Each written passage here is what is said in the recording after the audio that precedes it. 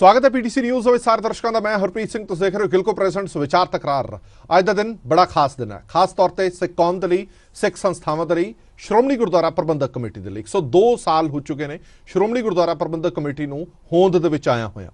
शानामता इतिहास है, शहादतां नाल लबरेज इतिहास है श्रोमणी गुरुद्वारा प्रबंधक कमेटी का। हाल ही दे श्रोमणी गुरुद्वारा प्रबंधक कमेटी का जिहड़ा सालाना इजलास होया और इजलास दौरान जिहड़ियां सियासी सरगर्मियां देखने को मिलियां, उसने श्रोमणी गुरुद्वारा प्रबंधक कमेटी दियां जिहड़ियां सालाना इजलास दौरान शांतिपूर्वक गतिविधियां होंदियां उस दे विच तलखी जरूर ले आंदी है।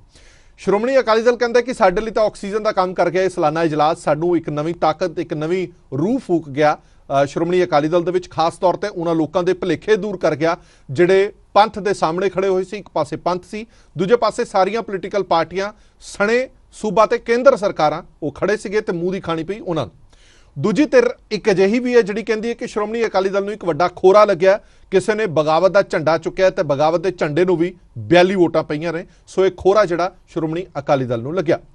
एक धिर अजिही भी है जिहड़ी कहंदी है कि श्रोमणी अकाली दल अंदरों तो चाहता सी कि बीजेपी नाल गठजोड़ हो जे, तरलो मच्छी हो रहा सीगा, पर जिहड़ी ये घटना वापरी है इस तो बाद हुण पाड़ा इन्ना वध गया कि हुण संभावना बहुत घट हैगी है कि श्रोमणी अकाली दल ते बीजेपी का कदे कोई गठजोड़ हो पाएगा।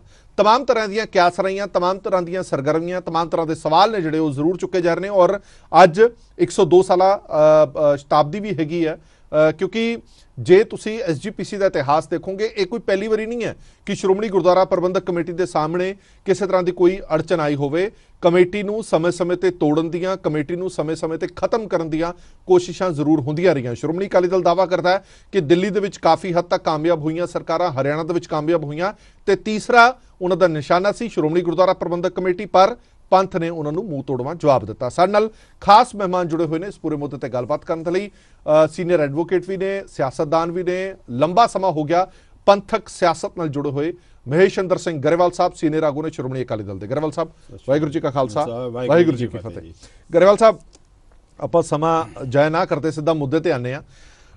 तुसीं कहने हो कि ये जिहड़ा सालाना इजलास हो निबड़िया ये तुहानूं एक नवीं ताकत दे के गया, एक नवीं रूह फूक के गया, तो कई लोगों के भुलेखे दूर होए। दूजी धिर अजिही है जिहड़ी कहंदी है कि पहली बारी किसी ने बगावत का झंडा चुक्या तो बगावत के झंडे नूं 42 वोटां पईयां। खोरा किहनूं लग्या? खोरा लग्या श्रोमणी अकाली दल नूं।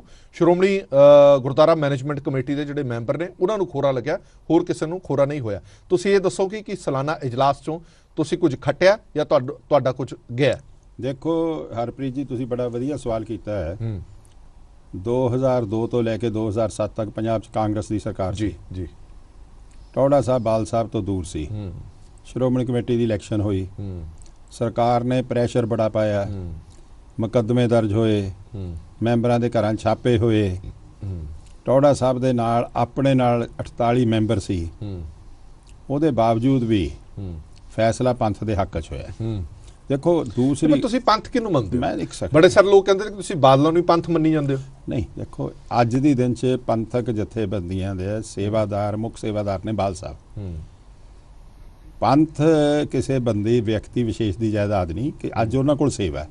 किसी वेले ये सेवा श्रीमान मास्टर तारा सिंह रही बाबा श्रोमणी अकाली दल नूं पंथ मनदे हो? हाँ, श्रोमणी अकाली दल वाहद पंथक जथेबंदी है। एंड उहदा कारण भी है कि अज दे दिन जब श्रोमणी गुरुद्वारा प्रबंधक कमेटी स्थापित हुई, एक महीने के अरसे विच ही उस वेले दे पंथक लीडर साहबान ने इस गल की चिंता प्रगटाई कि ये निरोल धार्मिक जथेबंदी है, ਇਹਦੀ ਰਾਖੀ ਲਈ ਵਾਰਡ ਚਾਹੀਦੀ ਹੈ। ਉਹੀ ਜਥੇਬੰਦੀ ਨੇ ਸਿਰ ਜੋੜ ਕੇ ਅੱਜ ਤੋਂ 1 ਮਹੀਨਾ ਬਾਅਦ 14 ਦਸੰਬਰ 1920 ਨੂੰ ਸ਼੍ਰੋਮਣੀ ਅਕਾਲੀ ਦਲ ਦੀ ਸਥਾਪਨਾ ਕੀਤੀ। ਰਾਜਸੀ ਧਿਰ ਬਣਾ ਕੇ ਸ਼੍ਰੋਮਣੀ ਗੁਰਦੁਆਰਾ ਪ੍ਰਬੰਧਕ ਕਮੇਟੀ ਦੀ ਵਾਰਡ ਬਣਾ ਕੇ। ਇਹ ਮੈਂ ਉਹਨਾਂ ਲੋਕਾਂ ਨੂੰ ਦੱਸਣਾ ਚਾਹੁੰਦਾ ਨਾ ਜਿਹੜੇ ਕਹਿੰਦੇ ਕਿ ਸ਼੍ਰੋਮਣੀ ਅਕਾਲੀ ਦਲ ਪੋਲੀਟੀਕਲ ਜਮਾਤ ਹੈ, ਚੋਣ ਨਹੀਂ ਲੜ ਸਕਦੀ, ਇਲੈਕਸ਼ਨ 'ਚ ਦਖਲ ਨਹੀਂ ਦੇ ਸਕਦੀ। ਉਹਨਾਂ ਲੋਕਾਂ ਨੂੰ ਕਹੂੰਗਾ ਇਤਿਹਾਸ ਤੇ ਜਰਾ ਨਿਗਾਹ ਮਾਰਨ। पर तुहाडे विरोधी तो कहते कि वार्ड ही खाण लग गई खेत नूं। कोई खेत की राखी लिए बनाई सी ना, अकाली दल बनाया सी श्रोमणी गुरुद्वारा प्रबंधक कमेटी की राखी लिए, पर कहते कि श्रोमणी अकाली दल ही भारू हो गया श्रोमणी कमेटी से, नहीं वार्ड ही खा गई खेत नूं। देखो बिल्कुल गलत है। किस तरह भारू हो गया? मैं तुहानूं दस देना, बेतुकियां धार्मिक मसलिਆਂ ਦੇ ਵਿੱਚ सियासी रंगत होनी चाहिए, दखलंदाजी होनी चाहिए। जथेदार कौन बनेगा, प्रधान कौन बनेगा, ये कौन तय करेगा? संगत तय करेगी या कोई पॉलिटिकल लीडर तय करेगा? एक तय करदा ਫੈਸਲਾ ਲੋਕਤੰਤਰ 'ਚ ਲੋਕ ਕਰਦੇ ਨੇ। ਲੋਕ ਕਿਵੇਂ ਕਰਦੇ ਨੇ? ਆਪਣੇ ਨੁਮਾਇੰਦੇ ਚੁਣਦੇ ਨੇ, ਉਹ ਨੁਮਾਇੰਦੇ ਚੁਣ ਕੇ ਆਪਣੀ ਕੈਬਨਿਟ ਚੁਣਦੇ ਨੇ, ਆਪਣੇ ਲੀਡਰ ਚੁਣਦੇ ਨੇ। ਫਿਰ ਉਹ ਜਿਹੜਾ ਫੈਸਲਾ ਹੁੰਦਾ ਲੋਕਾਂ ਦਾ ਹੁੰਦਾ, ਕਿਉਂਕਿ ਲੋਕਤੰਤਰ ਦਾ ਸਿਸਟਮ ਹੈ। ਸ਼੍ਰੋਮਣੀ ਗੁਰਦੁਆਰਾ ਪ੍ਰਬੰਧਕ ਕਮੇਟੀ ਦੀਆਂ ਚੋਣਾਂ ਹੁੰਦੀਆਂ ਨੇ ਜੀ। ਸ਼੍ਰੋਮਣੀ ਚੋਣਾਂ ਲੜਨ ਵੇਲੇ ਵੱਖ-ਵੱਖ ਧਿਰਾਂ, ਜੋ ਪੰਥਕ ਧਿਰਾਂ ਨੇ, ਉਹ ਲੜਦੀਆਂ ਨੇ। ਉਹਨਾਂ ਦੇ ਚੁਣੇ ਹੋਏ ਨੁਮਾਇੰਦੇ ਫਿਰ ਆਪਣੇ ਅਹੁਦੇਦਾਰ ਚੁਣਦੇ ਨੇ। ਉਹ ਫਿਰ ਪੰਥਕ ਨੁਮਾਇੰਦੇ ਹੋ ਗਏ ਨਾ। ਉਹ ਪੰਥਕ ਨੁਮਾਇੰਦੇ, ਦੇਖੋ ਇੱਕ ਗੱਲ ਹਰਪ੍ਰੀਤ ਜੀ ਇੱਥੇ ਤੁਹਾਨੂੰ ਦੱਸਾਂ, ਇਹ ਤਾਂ ਮੈਂ ਆਪ ਜੀ ਮੈਂ ਤੁਹਾਨੂੰ ਟੋਕ ਰਿਹਾ ਥੋੜਾ ਜਿਹਾ। ਇਹੀ ਤਾਂ ਗੱਲ ਬੀਬੀ ਜਗੀਰ ਕੌਰ ਕਹਿ ਰਹੀ ਸੀ ਕਿ ਪੰਥਕ ਜਿਹੜੇ ਨੁਮਾਇੰਦੇ ਚੁਣੇ ਹੋਏ ਨੇ ਉਹਨਾਂ ਨੂੰ ਆਜ਼ਾਦਾਨਾ ਤੌਰ ਤੇ ਤਾਕਤ ਦੇ ਦਿਓ ਵੋਟ ਅਧਿਕਾਰ ਦਾ ਇਸਤੇਮਾਲ ਕਰਨ ਦੀ। ਜੇ ਉਹ ਵੋਟ ਪਾਉਂਦੇ ਬੀਬੀ ਜਗੀਰ ਕੌਰ ਨੂੰ ਪਾਣ ਦਿਓ, ਜੇ ਉਹ ਧਾਮੀ ਸਾਹਿਬ ਨੂੰ ਪਾਉਂਦੇ ਪਾਣ ਦਿਓ। ਫਿਰ ਦਿੱਕਤ ਕੀ ਸੀ? ਜੇ ਟਰੈਕਟਰ ਚੋਣ ਨਿਸ਼ਾਨ ਤੇ ਬੀਬੀ ਜੀ ਲੜ ਕੇ ਬਗਾਵਤ ਕਰਦੇ ਨੇ, ਅਕਿਰਤ ਘਣ ਬਣਦੇ ਨੇ ਕਿਸੇ ਵਜ੍ਹਾ ਕਰਕੇ, ਮਜਬੂਰੀਆਂ ਉਹ ਦੱਸ ਸਕਦੇ ਨੇ, ਮੈਨੂੰ ਨਹੀਂ ਪਤਾ ਉਹਨਾਂ ਦੀਆਂ ਮਜਬੂਰੀਆਂ। ਤੇ ਉਹ ਦੂਸਰਿਆਂ ਲਈ ਤਾਂ ਮਜਬੂਰੀ ਕੋਈ ਨਹੀਂ ਨਾ, ਜਿਨ੍ਹਾਂ ਦੇ ਚੋਣ ਨਿਸ਼ਾਨ ਤੇ ਤੁਸੀਂ ਇਲੈਕਸ਼ਨ ਲੜੇ। ਦੇਖੋ ਮੈਂ ਇੱਕ ਹੋਰ ਗੱਲ ਬੜੀ ਹਰਪ੍ਰੀਤ ਜੀ ਤੁਹਾਡੇ ਧਿਆਨ 'ਚ, ਤੁਹਾਡੇ ਦਰਸ਼ਕਾਂ ਨਾਲ ਗੱਲ ਕਰਨੀ ਚਾਹੁੰਦਾ। ਮੈਨੂੰ ਬੜੀ ਹੈਰਾਨੀ ਹੁੰਦੀ ਆ, ਉਹ ਲੋਕਾਂ ਦੀ ਜਾਂ ਤਾਂ ਵਾਕਫੀਅਤ ਘੱਟ ਹੈ ਜਾਂ ਉਹ ਲੋਕਾਂ ਨੂੰ ਨੌਲੇਜ ਨਹੀਂ ਕਿ ਇਹ ਹੈ ਕੀ ਹੈ। ਸ੍ਰੀ ਅਕਾਲ ਤਖਤ ਸਾਹਿਬ ਪਾਵਰ ਦਾ ਤਾਕਤ ਹੈ, ਹਰਮੰਦਰ ਸਾਹਿਬ ਭਗਤੀ ਦਾ, ਭਗਤੀ ਤੇ ਸ਼ਕਤੀ ਦਾ ਸੁਮੇਲ ਹੈ। ਅੱਜ ਤੱਕ ਇਹਨਾਂ 'ਚ ਕਦੇ ਵੰਡ ਨਹੀਂ ਹੋ ਸਕੀ। ਇਤਿਹਾਸ ਨੇ, ਮਰਿਆਦਾ ਨੇ, ਪਰੰਪਰਾ ਨੇ ਨਿਸ਼ਾਨ ਸਾਹਿਬ ਦੋ ਨਾਲ ਦੇ ਨਾਲ ਕਰਤੇ। 101 ਦਾ ਫੁੱਟ ਹੈਗਾ ਧਾਰਮਿਕ, 99 ਫੁੱਟ ਹੈਗਾ ਰਾਜ ਦਾ, ਰਾਜਸੀ। ਤੇ ਇਹ ਹੁਣ ਅਕਾਲ ਤਖਤ ਤੇ ਹਰਮੰਦਰ ਸਾਹਿਬ 'ਚ ਕੰਧ ਕੱਢਣਗੇ? ਨਿਕਲ ਸਕਦੀ ਹੈ। ਜਦ ਸਿੱਖੀ ਵਿੱਚ ਹੈ ਹੀ ਰਾਜਯੋਗ ਜਾਣਿਆ ਗਿਆ। ਸਵਈਏ ਸੁਣਦੇ ਹੋ ਨਾ ਰੋਜ਼ ਦਰਬਾਰ ਸਾਹਿਬ, ਰਾਜਯੋਗ ਜਨਮਾਣਿਓ। ਤੇ ਇਹ ਜੋਗ ਨੂੰ ਕੱਢ ਕੇ ਰਾਜ ਨੂੰ ਪਾਸੇ ਸੁੱਟ ਦੇਣਗੇ?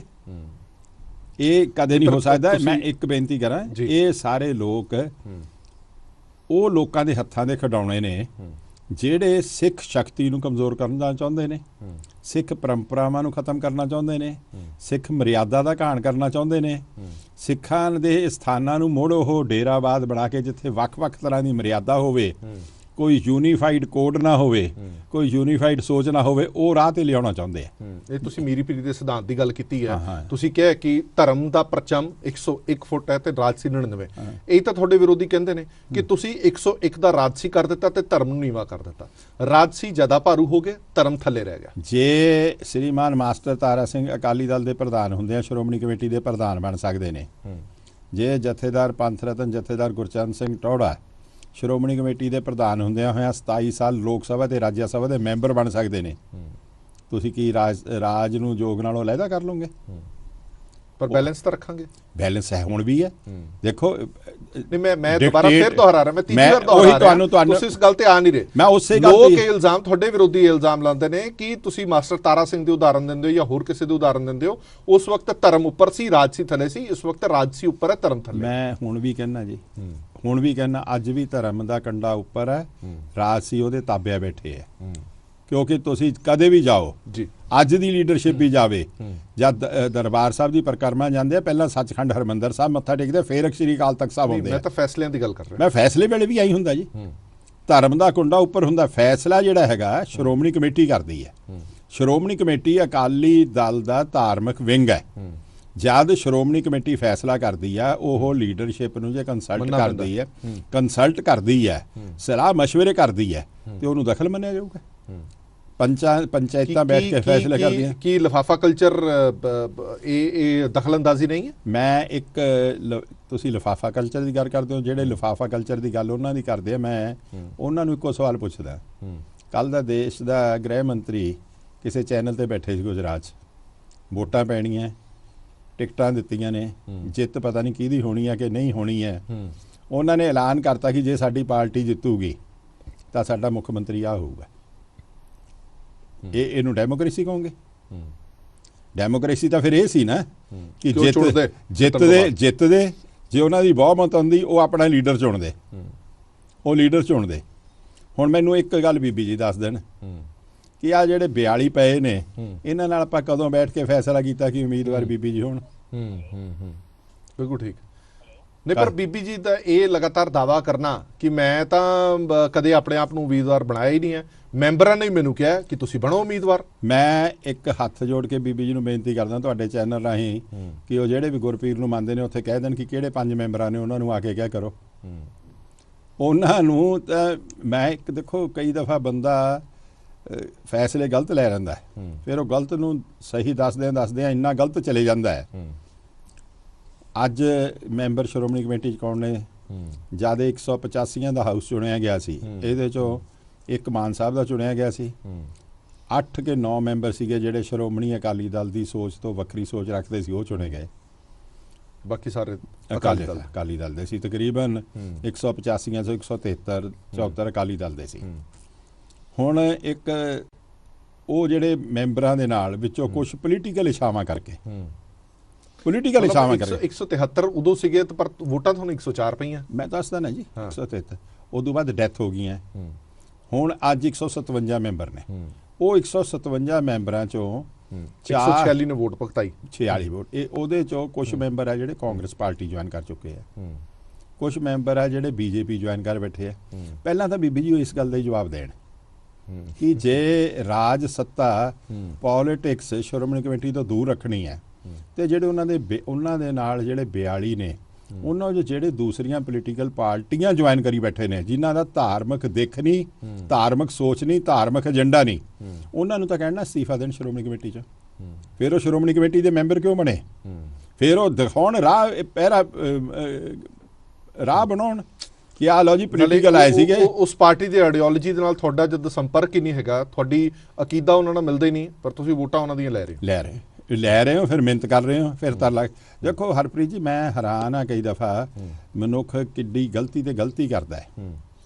ਮੈਂ ਇਸ ਗੱਲ ਤੋਂ ਕਹਿਣਾ ਕੋਈ ਝਿਜਕਦਾ ਨਹੀਂ ਗਿਆ। ਸਰਦਾਰ ਇਕਬਾਲ ਸਿੰਘ ਲਾਲਪੁਰਾ ਜਿਹੜੇ ਚੇਅਰਮੈਨ ਨੇ ਮਿਨੋਰਟੀ ਕਮਿਸ਼ਨ ਦੇ, ਉਹਨਾਂ ਦੇ ਹੀ ਫੈਸਲੇ ਨੇ ਬੀਬੀ ਜੀ ਨੂੰ ਜਦੋਂ SSP ਕਪੂਰਥਲੇ ਸੀ ਉਹ ਮਰਵਾਇਆ, ਜਿਹਦੇ ਕਰਕੇ ਬੀਬੀ ਜੀ ਨੂੰ ਬੜਾ ਮੈਂਟਲ ਟਾਰਚਰ ਚੱਲਣਾ ਪਿਆ। ਉਹਨਾਂ ਦੀ ਸਲਾਹ ਨਹੀਂ ਹੁਣ ਬੀਬੀ ਜੀ ਦਾ ਪੋਲੀਟੀਕਲ ਸੁਸਾਈਡ ਕਮਿਟ ਕਰਾਇਆ। ਜਿਹੜੇ ਬੰਦੇ ਆ ਨੂੰ ਫਿਰ ਉਦੋਂ ਬਾਅਦ ਦੁੱਖ ਮੈਨੂੰ ਕਿਸ ਗੱਲ ਦਾ ਹੁੰਦਾ ਹੈ? ਲਾਲਪੁਰਾ ਸਾਹਿਬ ਇੱਕ ਅਖਬਾਰ 'ਚ ਲੇਖ ਲਿਖਦੇ ਨੇ ਰਾਜਨੀਤੀ ਦਾ ਧਰਮ 'ਚ ਦਖਲ ਨਹੀਂ ਚਾਹੀਦਾ। ਕਿ ਸਰਦਾਰ ਸਾਹਿਬ ਤੁਸੀਂ ਕੀ ਹੋ? ਤੁਸੀਂ BJP ਦੇ ਵਰਕਿੰਗ ਕਮੇਟੀ ਦੇ ਮੈਂਬਰ ਹੋ, ਉਹਦੀ ਜਿਹੜੀ ਕਮਿਸ਼ਨ ਦੇ ਪ੍ਰਧਾਨ ਹੋ, 1-2 ਕਮੇਟੀਆਂ BJP ਦੀਆਂ ਨੈਸ਼ਨਲ ਲੈਵਲ ਦੇ ਮੈਂਬਰ ਹੋ, ਤੇ ਤੁਸੀਂ ਫਿਰ ਵੋਟਾਂ ਲਈ ਕਿਉਂ ਕਹਿੰਦੇ ਫਿਰਦੇ ਹੋ? ਪਰ ਤੁਹਾਨੂੰ ਲੱਗਦਾ ਕਿ ਬੀਬੀ ਜਗੀਰ ਕੌਰ ਨੇ ਜਿਸ ਗੱਲ ਦਾ ਹੋਕਾ ਦਿੱਤਾ ਸੀਗਾ ਉਹ ਹੋਕਾ ਤਾਂ ਠੀਕ ਸੀਗਾ? ਲੋਕਾਂ ਨੇ ਇਹ ਗੱਲ ਵੀ ਕਹੀ ਕਿ ਬੀਬੀ ਜਗੀਰ ਕੌਰ ਨੇ ਝੰਡਾ ਚੁੱਕਿਆ, ਉਹ ਗੱਲ ਵੱਖਰੀ ਹੈ ਕਿ ਇਹ ਇਲਜ਼ਾਮ ਬੀਬੀ ਜਗੀਰ ਕੌਰ ਤੇ ਵੀ ਲੱਗਦੇ ਰਹੇ ਕਿ ਜਿਹੜੀ ਗੱਲ ਤੁਸੀਂ ਕਹਿ ਰਹੇ ਹੋ ਤੁਸੀਂ ਤਾਂ ਆਪ ਉਹਦਾ ਹਿੱਸਾ ਰਹੇ ਹੋ। ਮੈਂ ਇੱਕ ਗੱਲ ਦੱਸਦਾ ਹਰਪ੍ਰੀਤ ਜੀ, 140 ਮੈਂਬਰ ਨੇ, 147 ਮੈਂਬਰ ਨੇ ਜਿਹੜੇ ਅਕਾਲੀ ਦਲ ਨਾਲ ਰਹੇ ਨੇ, ਉਹ ਅੱਜ ਉਹਨਾਂ ਦੀ ਪਿਛਲੇ 2 ਸਾਲਾਂ 3 ਸਾਲਾਂ ਤੋਂ 123 ਦੇ ਨੇੜੇ ਗਿਣਤੀ ਹੈ। 123 ਨੇ ਫੈਸਲਾ ਜੇ ਕਰਨਾ ਕਿ ਸਾਡੇ ਵੱਲੋਂ 123 ਵੱਲੋਂ ਕੌਣ ਖੜੂਗਾ, ਉਹਦਾ ਕੋਈ ਪ੍ਰੋਸੀਜਰ ਇਵੋਲਵ ਹੋਊਗਾ ਨਾ। ਪ੍ਰੋਸੀਜਰ ਕੀ ਹੈ ਕਿ ਪਾਰਟੀ ਦੇ ਪ੍ਰਧਾਨ ਇੰਡੀਵਿਜੂਅਲੀ ਮਿਲਦੇ ਨੇ, ਹਰਦੀ ਰਹਿ ਲੈਂਦੇ ਨੇ, ਉਸ ਕੰਸੈਂਸਸ ਵਿੱਚ ਜਿਹਦੇ ਫੇਵਰ 'ਚ ਬੈਸਟ ਆਉਂਦੇ ਆ ਫੋਰ ਐਂਡ ਅਗੇਂਸਟ ਚੁਣ ਕੇ ਮੈਂਬਰਾਂ ਨਾਲ ਸਲਾਹ ਕਰਕੇ ਉਹ ਐਲਾਨ ਕੀਤਾ ਜਾਂਦਾ। ਉਹ ਐਲਾਨ ਕਰਕੇ ਫਿਰ ਹੁਣ ਇੱਕ ਗੱਲ ਲਈ ਬੀਬੀ ਜੀ ਦਾ ਇਸ ਸਾਲ ਦਾ ਜਵਾਬ ਦੇ ਦੇਣ ਕਿ ਲਓ ਬੀਬੀ ਜੀ ਤੁਸੀਂ ਜਦੋਂ ਖੁਦਾ ਨਾ ਖਾਸਤਾ ਤੁਸੀਂ ਜਿੱਤਦੇ, ਤੁਸੀਂ ਕਿਹੜੀ ਲਿਸਟ ਸੀ ਤੁਹਾਡੇ ਕੋਲ ਵਰਕਿੰਗ ਕਮੇਟੀ ਦੀ, ਕਿਹੜੀ ਅਹੁਦਿਆਂ ਦੀ ਸੀ ਬਣਾ ਕੇ ਲਗਾਏ ਨਾ, ਉਹ ਕਰ ਦਿਓ ਰੰਗੀ ਕਿ ਕਿਹੜੇ ਸੀਗੇ। ਫਿਰ ਫੈਸਲੇ ਤਾਂ ਪਹਿਲਾਂ ਹੋਏ ਨਾ, ਤੇ ਫੈਸਲੇ ਹੋਏ ਕਿੱਥੇ ਬੈਠ ਕੇ? ਫੈਸਲੇ ਕਿਹਦੀ ਸਲਾਹ ਨਾਲ ਹੋਏ? ਫੈਸਲੇ ਕਦੋਂ ਹੋਏ, ਕਿੱਥੇ ਹੋਏ, ਕਿਹਦੀ ਸਲਾਹ ਨਾਲ ਹੋਏ? ਦੇਖੋ ਇਹ ਮੈਂ ਤੁਹਾਨੂੰ ਗੱਲ ਦੱਸਾਂ, ਇਹ ਬਹੁਤ ਪੁਰਾਣੀ ਸਾਜ਼ਿਸ਼ ਚੱਲਦੀ ਹੈ ਸਿੱਖ ਸੰਸਥਾਵਾਂ ਨੂੰ ਖਤਮ ਕਰਨ ਦੀ, ਸਿੱਖ ਸੋਚ ਨੂੰ ਖਤਮ ਕਰਨ ਦੀ। ਦਿੱਲੀ ਦੀਆਂ ਸਰਕਾਰਾਂ, ਸਾਡਾ ਖਿਆਲ ਸੀ ਮੌਜੂਦਾ ਸਰਕਾਰ ਕਾਂਗਰਸ ਨਾਲੋਂ ਵੱਖ ਸੋਚ ਰੱਖੂਗੀ, ਇਹ ਕਾਂਗਰਸ ਵਾਲੀ ਘਟੀਆ ਗੇਮ ਨਹੀਂ ਖੇਡੂਗੀ। ਹੁਣ ਮੈਂ ਇੱਕ ਸਵਾਲ ਕਰਦਾ ਕਿ ਅਕਾਲੀ ਦਲ ਕਿਉਂ ਚੁੱਭਦਾ ਇਹਨਾਂ ਨੂੰ? ਕੀ ਇਹ ਨੋਮੀਨੇਟਡ ਕਮੇਟੀ ਚਾਹੁੰਦੇ ਨੇ? ਆਪਾਂ ਹਰਿਆਣੇ 'ਚ ਬਣ ਗਈ ਨਾ ਕਮੇਟੀ, ਬਿਲਕੁਲ ਹਰਿਆਣੇ 'ਚ ਉਹਨਾਂ ਨੇ 42 ਮੈਂਬਰ ਨੋਮੀਨੇਟ ਕੀਤੇ ਸੀ ਨਾ ਜੀ, ਤੇ ਉਹ 42 ਮੈਂਬਰ ਕਿੱਥੇ ਗਏ? ਤੋੜਤੇ ਨਾ।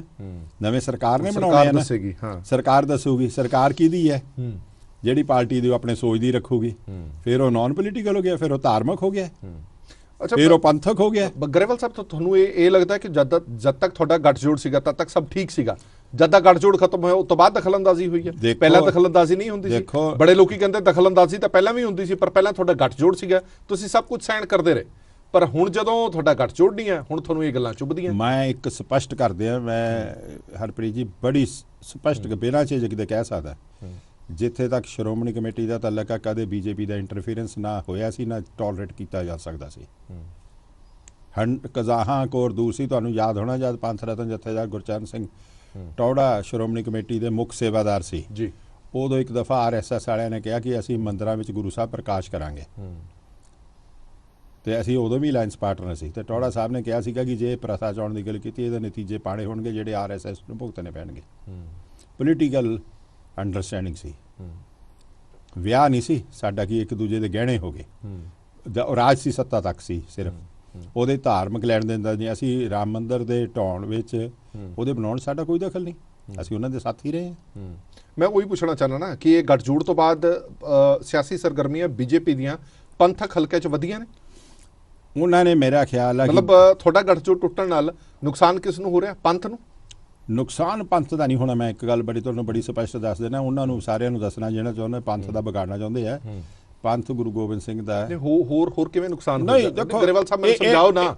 ਦਿੱਲੀ ਕਮੇਟੀ ਤੁਹਾਡੇ ਇੱਥੋਂ ਗਈ, ਹਰਿਆਣਾ 'ਚ ਵੱਖਰੀ ਗੁਰਦੁਆਰਾ ਕਮੇਟੀ ਬਣ ਗਈ, ਹਾਲੇ ਵੀ ਤੁਸੀਂ ਕਹਿ ਰਹੇ ਹੋ ਕਿ ਪੰਥ ਦਾ ਕੋਈ ਨੁਕਸਾਨ ਨਹੀਂ। ਫਿਰ ਤੁਸੀਂ ਹੋਕਾ ਇਹ ਕਿਉਂ ਦਿੰਦੇ ਹੋ ਕਿ ਪੰਥ ਦਾ ਬਹੁਤ ਵੱਡਾ ਨੁਕਸਾਨ ਹੋ ਗਿਆ? ਮੈਂ ਤੁਹਾਨੂੰ ਦੱਸਦਾ ਨਾ, ਇਹ ਗ੍ਰਹਿਣ ਲੱਗੇ ਹੋਏ ਨੇ।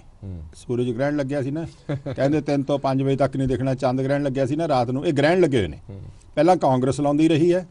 ਤੁਹਾਨੂੰ ਇਹ ਦੱਸ ਦੇਣਾ, ਇੱਕ ਦਿਨ ਆਊਗਾ ਜਦ ਇਹ ਸਾਰੀਆਂ ਕਮੇਟੀਆਂ ਪੰਥਕ ਸੋਚ ਵਾਲੇ ਲੋਕਾਂ ਦੇ ਨਾਲ ਚੁਣੇ ਹੋਏ ਨੁਮਾਇੰਦਿਆਂ ਕੋਲ ਹੋਣਗੀਆਂ, ਕਿਉਂਕਿ ਜਿਵੇਂ ਇਹ ਇਹਨਾਂ ਨੂੰ ਆਪਣਾ ਹੱਥ ਟੋਕਾ ਬਣਾ ਕੇ ਚਾਹੁੰਦੀਆਂ ਨੇ ਨਾ।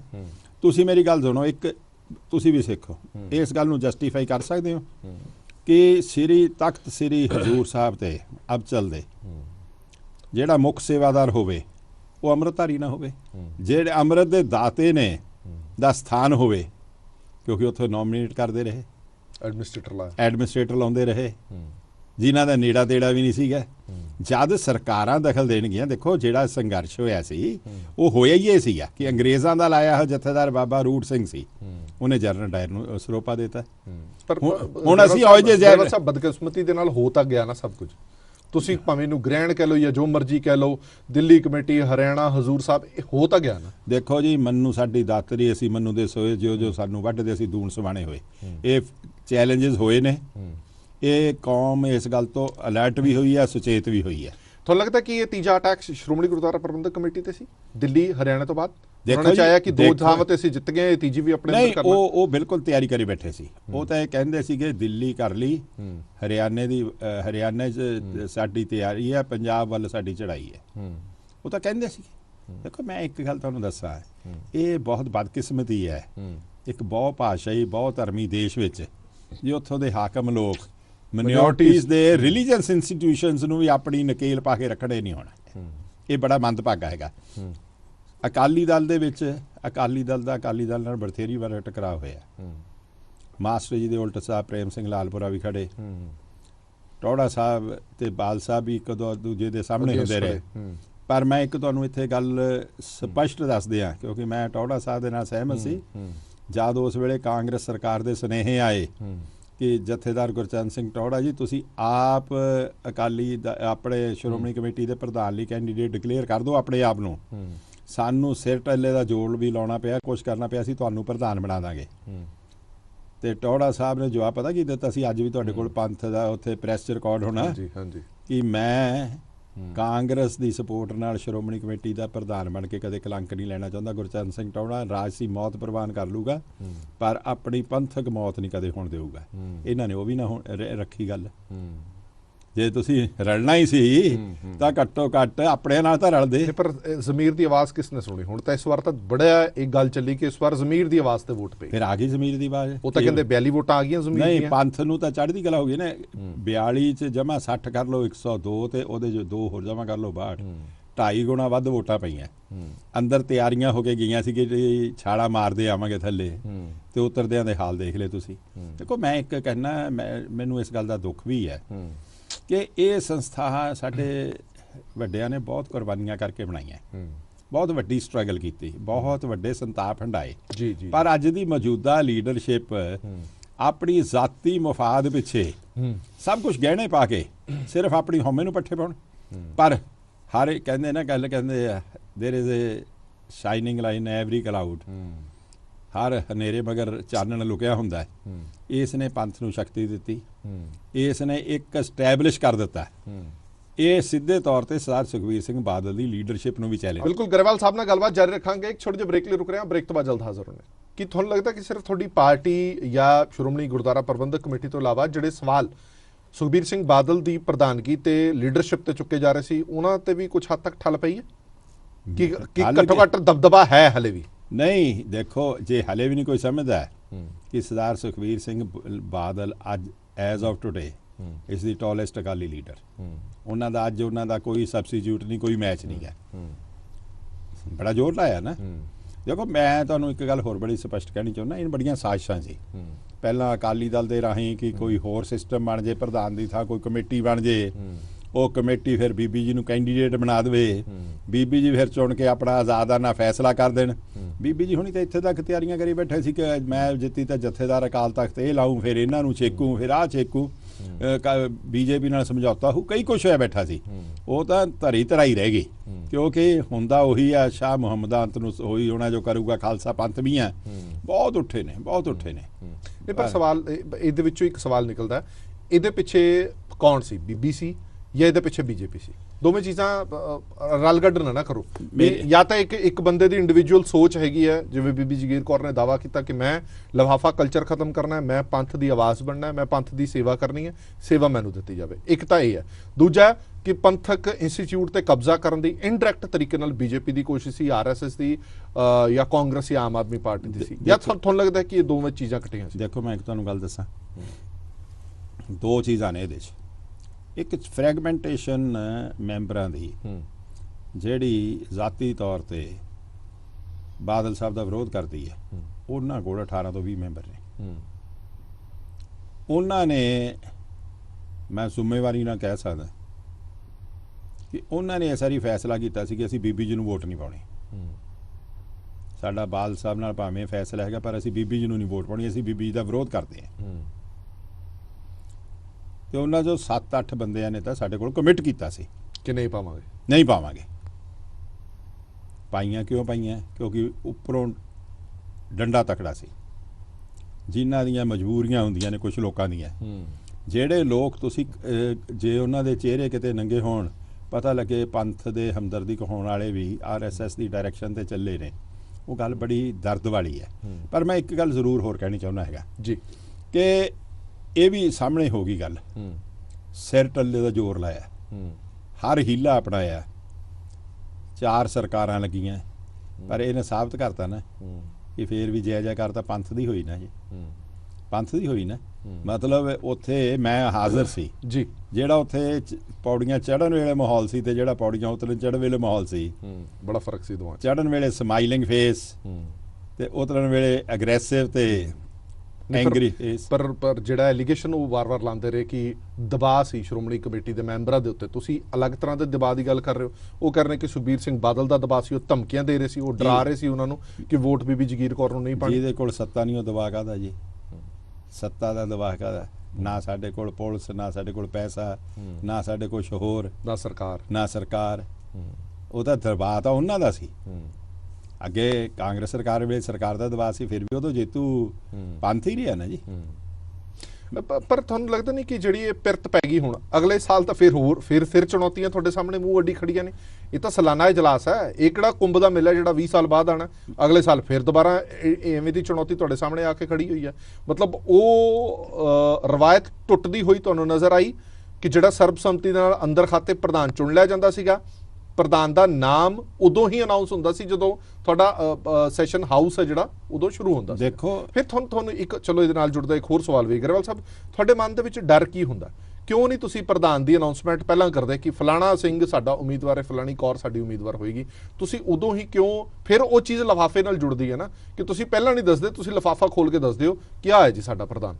ਇੱਕ ਮੇਰੀ ਗੱਲ ਸੁਣੋ, ਕਿੰਨੇ ਕੁ ਦਿਨ ਪਹਿਲਾਂ ਦੱਸ ਦਈਏ? ਜਿੰਨੇ ਕੁ ਦਿਨ ਤੁਸੀਂ ਇਸ ਵਾਰ ਦੱਸਿਆ, ਨਹੀਂ, ਜਿੰਨੇ ਕੁ ਦਿਨ ਗਰੇਵਾਲ ਸਾਹਿਬ ਤੁਸੀਂ ਇਸ ਵਾਰ ਦੱਸਿਆ ਹੈ, ਪਹਿਲਾਂ ਤਾਂ ਕਦੇ ਨਹੀਂ ਦੱਸਿਆ। ਨਹੀਂ, 4 ਦਿਨ ਪਹਿਲਾਂ ਤੁਸੀਂ ਦੱਸਿਆ ਕਿ ਸਾਡਾ ਉਮੀਦਵਾਰ ਇਹ ਆ। ਉਹ ਕੀ ਤੁਹਾਡੀ ਮਜਬੂਰੀ ਸੀ ਕਿਉਂਕਿ ਬੀਬੀ ਜਗੀਰ ਕੌਰ ਨੇ ਆਪਣੇ ਆਪ ਨੂੰ ਉਮੀਦਵਾਰ ਬਣਾ ਲਿਆ? ਨਹੀਂ, ਉਹ ਨਹੀਂ ਸੀਗਾ, ਬਿਲਕੁਲ ਮਜਬੂਰੀ ਨਹੀਂ ਸੀ। ਸਾਨੂੰ ਪਹਿਲੇ ਦਿਨ ਤੋਂ ਪਤਾ ਸੀਗਾ ਕਿ ਪੰਥ ਵਿਰੋਧੀ ਸ਼ਕਤੀਆਂ ਸਿਰਦਰਦੀ ਖੜੀਆਂ ਕਰ ਸਕਦੀਆਂ ਨੇ, ਇਸ ਲਈ ਤੁਸੀਂ ਅਨਾਉਂਸਮੈਂਟ ਪਹਿਲਾਂ ਕੀਤੀ। 5-4 ਵੋਟਾਂ ਭੰਨ ਸਕਦੀਆਂ ਨੇ, ਪਰ ਇਹ ਸ਼੍ਰੋਮਣੀ ਕਮੇਟੀ ਦੀ ਸੇਵਾ ਉਹਨਾਂ ਨੂੰ ਕਦੇ ਨਹੀਂ ਕਿਸੇ ਨੇ ਦੇਣੀ, ਕਿਉਂਕਿ ਜ਼ਮੀਰ ਅੱਜ ਵੀ ਜਾਗਦੀ ਹੈ।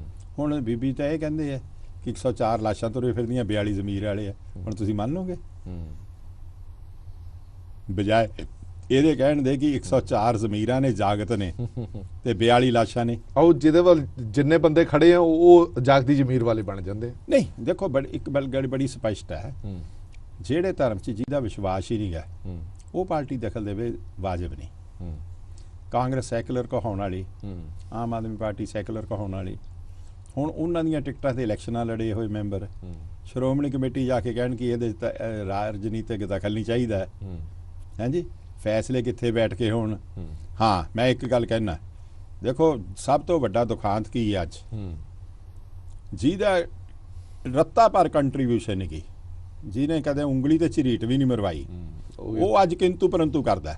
ਉਹ ਲੋਕ ਉਹਨਾਂ ਨੂੰ ਨਿੰਦਦੇ ਆ ਜਿਨ੍ਹਾਂ ਨੇ ਆਪਣੇ ਜੀਵਨ ਆਪਣੇ ਸਮਰਪਿਤ ਕਰਤੇ ਪਾਰਟੀ ਨੂੰ। ਮੈਂ ਹੁਣ ਤੁਹਾਨੂੰ ਕੱਲ ਦੱਸਦਾ, ਜਦ ਪੰਥ ਰਤਨ ਜਥੇਦਾਰ ਗੁਰਚਰਨ ਸਿੰਘ ਟੌਹੜਾ 22ਵੀਂ ਵਾਰ ਇਲੈਕਸ਼ਨ ਜਿੱਤੇ ਨਾ ਜੀ, ਤੇ ਮੈਂ ਕਚਹਿਰੀ ਬਾਰੂਮ 'ਚ ਗਿਆ ਤੇ ਮੈਨੂੰ ਵਕੀਲਾਂ ਨੇ ਕਿਹਾ ਮੁਬਾਰਕ ਟੌਹੜਾ ਸਾਹਿਬ ਜਿੱਤ ਗਏ, ਮੁਬਾਰਕ। ਇੱਕ ਕਹਿਣ ਲੱਗਾ, ਕਹਿੰਦਾ ਟੌਹੜੇ ਨੇ ਕਿਹੜਾ ਛੱਡਣੀ ਆ, ਇਹਦੀ ਮੁਬਾਰਕ ਦੇਣ ਵਾਲੀ ਕੀ ਗੱਲ ਹੈ। ਫਿਰ ਹੁਣ ਟੌਹੜੇ ਤੋਂ ਬਾਅਦ ਵੈਕਿਊਮ ਕ੍ਰੀਏਟ ਹੋਇਆ ਨਾ, ਇਹੀ ਗੱਲ ਹੁਣ ਅੱਜ ਹੈ। ਉਹ ਕਹਿੰਦੇ ਬਾਦਲ ਸਾਹਿਬ ਤੋਂ ਖੋਲੋ। ਉਹ ਯਾਰ ਬਾਦਲ ਸਾਹਿਬ ਜਿੰਨੀ ਜੇਲ੍ਹ ਤਾਂ ਕੱਟ ਲਓ। ਮੈਂ ਅੱਜ ਚੈਲੰਜ ਕਰਦਾ, ਇੱਕ ਵੀ ਲੀਡਰ ਆਪਣੀ ਬਾਦਲ ਸਾਹਿਬ ਤੇ ਬਾਦਲ ਸਾਹਿਬ ਦੇ ਪਰਿਵਾਰ ਜਿੰਨੀ ਕੰਟਰੀਬਿਊਸ਼ਨ ਪੰਥਕ ਸੇਵਾਵਾਂ ਵਿੱਚ ਦਿਖਾ ਦੇਵੇ। 18 ਸਾਲ ਆਜ਼ਾਦ ਮੁਲਕ 'ਚ ਜੇਲ੍ਹਾਂ ਕੱਟਣੀਆਂ ਪਰਿਵਾਰ ਲਈ ਨਹੀਂ, ਪੰਥ ਲਈ, ਪੰਜਾਬ ਲਈ, ਹਿਊਮਨ ਰਾਈਟਸ ਲਈ, ਜ਼ਬਰ ਤੇ ਜ਼ੁਲਮ ਦੇ ਵਿਰੁੱਧ, ਇਹ ਕੋਈ ਕਰ ਸਕਦਾ। ਹਾਂ, ਇਹ ਨਹੀਂ ਗੱਲ ਕਿ that is end of road. ਕੱਲ ਨੂੰ ਉੱਠ ਸਕਦਾ ਕੁਰਬਾਨੀ ਵਾਲਾ ਬੰਦਾ, ਤਿਆਗ ਵਾਲਾ, ਸੇਵਾ ਵਾਲਾ, ਸਬਸਟੀਟਿਊਟ ਬਣ ਸਕਦਾ, ਪਰ ਐਜ਼ ਆਫ ਟੁਡੇ ਕੋਈ ਨਹੀਂ ਹੈ। ਠੀਕ, ਇਹ ਜਿਹੜੇ ਲੋਕ ਹਿਲਾਉਣਾ ਚਾਹੁੰਦੇ ਆ ਨਾ, ਇਹ ਸਿਰਫ ਬਣਿਆ ਬਣਾਇਆ ਸ਼੍ਰੋਮਣੀ ਅਕਾਲੀ ਦਲ ਦੂਸਰਿਆਂ ਲੋਕਾਂ ਦੀ ਝੋਲੀ ਪਾਉਣਾ ਚਾਹੁੰਦੇ ਆ, ਜਿਹੜਾ ਪੰਜਾਬ ਨੇ ਕਦੇ ਪ੍ਰਵਾਨ ਨਹੀਂ ਕਰਨਾ। ਮੇਰਾ ਪਹਿਲਾ ਸਵਾਲ ਵਿੱਚ ਹੀ ਰਹਿ ਗਿਆ ਗਰੇਵਾਲ ਸਾਹਿਬ, ਇਹ ਚੁਣੌਤੀਆਂ ਦਾ ਦੌਰ ਕਹਿੰਦੇ ਨੇ ਕਿ ਹੁਣ ਅਕਾਲੀ ਦਲ ਦੇ ਲਈ ਸ਼ੁਰੂ ਹੋ ਗਿਆ, ਖਾਸ ਤੌਰ ਤੇ ਸ਼੍ਰੋਮਣੀ ਗੁਰਦੁਆਰਾ ਪ੍ਰਬੰਧਕ ਕਮੇਟੀ ਦੇ ਰੂਪ ਦੇ ਵਿੱਚ। ਹਰ ਵਾਰ ਸਾਲਾਨਾ ਇਜਲਾਸ ਸੁੱਖੀ ਸਾਂਦੀ ਅੰਦਰ ਖਾਤੇ ਨਿਬੜ ਜਾਂਦਾ ਸੀ, ਪਰ ਹੁਣ ਹਰ ਸਾਲ ਚੈਲੰਜ ਮਿਲਿਆ ਕਰੇਗਾ, ਚੁਣੌਤੀ ਰਹੇਗੀ। ਦੇਖੋ, ਮੈਂ ਤਾਂ ਇੱਕੋ ਗੱਲ ਕਹਿ ਸਕਦਾ ਕਿ ਜਿਹੜੇ ਸਮਾਨ ਤੇ ਥੁੱਕਣ ਵਾਲੇ ਆ ਨਾ, ਉਹਨਾਂ ਦੇ ਮੂੰਹ ਤੇ ਪੈਂਦਾ ਹੁੰਦਾ ਸਮਾਨ, ਤਾਂ ਕੁਝ ਨਹੀਂ ਵਿਗੜਨਾ। ਅਗਲੀ ਵਾਰ ਸ਼੍ਰੋਮਣੀ ਅਕਾਲੀ ਦਲ ਵੱਧ ਵੋਟਾਂ ਲੈ ਕੇ ਇਹਦੇ 'ਚੋਂ ਸੇਵਾ ਸੰਭਾਲੂਗਾ। ਜਿਹੜਾ ਤਰੱਦਦ ਤਸ਼ੱਦਦ ਜਿਹੜੇ ਹਰਿਆਣਾ ਦੇ ਮੈਂਬਰ ਬਣਾਉਣ ਦੇ ਲਾਰੇ ਲਾ ਕੇ, ਹੁਣ ਹਰਿਆਣੇ ਦਾ ਹੀ ਇੰਟਰਫੇਰੈਂਸ ਦੇਖ ਲਓ, ਖੱਟੜ ਸਾਹਿਬ ਦਾ ਸਿੱਧੀ 8 ਮੈਂਬਰ ਸ਼੍ਰੋਮਣੀ ਕਮੇਟੀ ਦੇ ਜਿਹੜੇ 11-12 'ਚੋਂ ਚੁਣੇ ਹੋਏ ਅਕਾਲੀ ਦਲ ਨਾਲ ਖੜੇ ਸੀ। ਅਖੀਰ ਤੱਕ 8 ਸੀਗੇ। ਅਖੀਰਲੇ ਦਿਨਾਂ 'ਚ ਪ੍ਰੈਸ਼ਰ ਪਾ ਕੇ ਕਿ ਤੁਹਾਨੂੰ ਆ ਜਿਹੜੀ ਹਰਿਆਣਾ ਕਮੇਟੀ ਆ ਉਹਦੇ 'ਚ ਅਕਮੋਡੇਟ ਕਰਾਂਗੇ, ਉਹ ਕਰਾਂਗੇ, 2 ਤੋੜ ਲਏ, ਪਰ ਫਿਰ ਵੀ 6 ਨਿਭ ਗਏ। ਮੇਰਾ ਮਤਲਬ ਤੁਸੀਂ ਦੇਖੋ, ਇਹ ਲਾਰੇ ਲੱਪੇ ਅੱਡੀ ਛੜੱਪੇ ਹਮੇਸ਼ਾ ਨਹੀਂ ਚੱਲਣੇ, ਇੱਕ ਵਾਰੀ ਚੱਲਦੇ ਹੁੰਦੇ ਆ, ਕਿਉਂਕਿ ਕਾਠ ਕੀ ਹਾਂਡੀ ਹਰ ਵਾਰ ਨਹੀਂ ਚੜ੍ਹਦੀ, ਵਾਰ-ਵਾਰ ਨਹੀਂ ਚੜ੍ਹਦੀ ਹੁੰਦੀ। ਦੁੱਖ ਇਸ ਗੱਲ ਦਾ ਹੈ ਕਿ ਉਹ ਲੋਕ ਤਾਂ ਦਖਲ ਦੇਣ ਜਿਨ੍ਹਾਂ ਨੂੰ ਪੰਥਕ ਕੁਰਬਾਨੀਆਂ ਨੇ, ਜਿਨ੍ਹਾਂ ਦੀਆਂ ਪੰਥ ਵਿੱਚ ਸੇਵਾਵਾਂ ਨੇ। ਸ਼੍ਰੋਮਣੀ ਕਮੇਟੀ ਨੂੰ ਉੱਠ ਕੇ ਗਾਲਾਂ ਕੱਢਣ ਲੱਗ ਪਓ। ਜਿਹੜਾ ਉੱਠਦਾ ਕਬਜ਼ਾ ਛਡਾਉਣਾ, ਕਬਜ਼ਾ ਕਿਹਦਾ ਹੈ? ਗੁਰੂ ਗ੍ਰੰਥ ਸਾਹਿਬ ਦਾ ਕਬਜ਼ਾ ਕਿੱਥੋਂ ਛਡਾ ਲੇਂਗੇ ਭਾਈ ਤੂੰ? ਜਿਹੜੇ ਕਹਿੰਦੇ ਆ ਨਾ ਗੋਲਕਾਂ ਦੀ ਚੋਰੀ ਆ, ਮੈਂ ਉਹਨਾਂ ਨੂੰ ਚੈਲੰਜ ਕਰਦਾ, ਚੈਲੰਜ। 1.25 ਰੁਪਏ ਦੀ ਟਿਕਟ ਨਾਲ ਸਿੱਖ ਜੁਡੀਸ਼ੀਅਲ ਕਮਿਸ਼ਨ ਕੋਲ ਦਰਖਾਸਤ ਦੇ ਕੇ ਤੁਸੀਂ ਜਿਹੜੇ ਮਰਜ਼ੀ ਦੇ ਬੰਦੇ ਦੇ ਕੇਸ ਕਰਾ ਦਿਓ। ਕਿਉਂ ਨਹੀਂ ਦਿੰਦੇ ਉੱਥੇ ਦਰਖਾਸਤ? ਕਿਉਂਕਿ ਜਿਹੜੇ ਕਹਿਣ ਵਾਲੇ ਆ ਉਹ ਮੋਢਿਆਂ ਤੱਕ ਆਪ ਲਿਬੜੇ ਹੋਏ ਨੇ। ਕਿਸੇ ਨੂੰ ਕਹਿਣਾ ਬੜਾ ਸੌਖਾ।